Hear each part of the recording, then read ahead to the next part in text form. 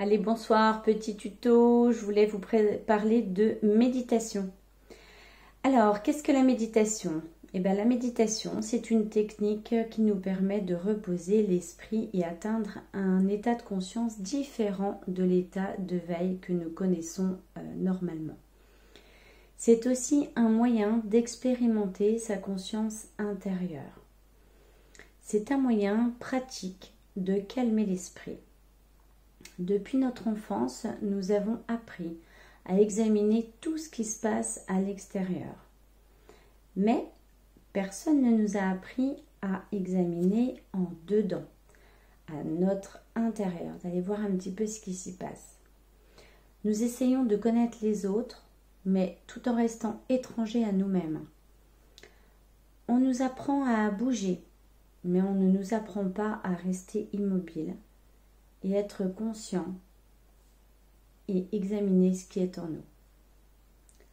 Le but de la méditation est de nous connaître, d'aller au-delà du mental et d'expérimenter notre nature essentielle.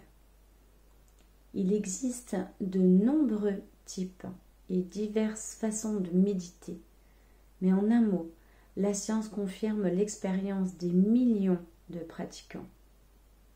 La méditation maintient en bonne santé, aide à prévenir de multiples maladies et rend plus heureux et améliore les performances physiques et mentales.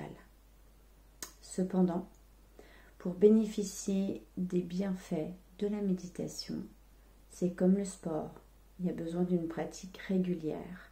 C'est nécessaire de pratiquer et de s'entraîner. Il n'y a pas de moment idéal, mais l'expérience montre qu'au réveil, la méditation oriente considérablement le reste de la journée.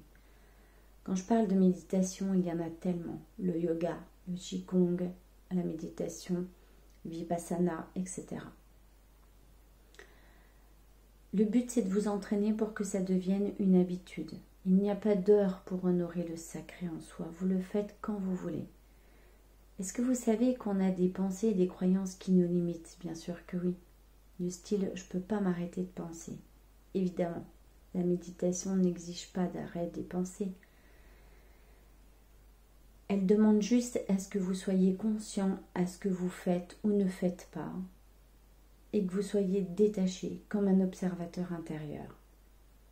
Je vous invite à me laisser des idées d'ateliers en thème en commentaire, des ateliers à thème que je fais tous les mardis.